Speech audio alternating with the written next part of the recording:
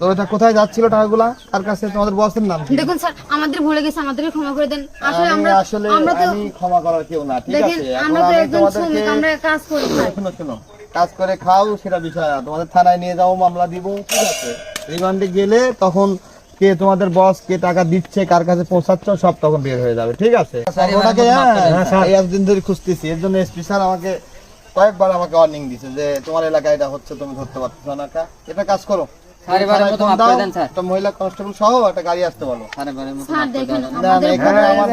একটা মহিলা কনস্টেবল সহ একজনকে পাঠিয়ে দেন, একটা গাড়ি সহ। এখানে আমার মাফ করার কিছু নাই, ঠিক আছে? মাফ করার কিছু নাই।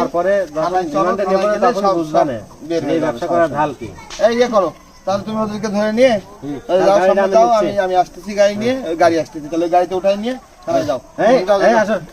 ওকে ধরো, হ্যাঁ।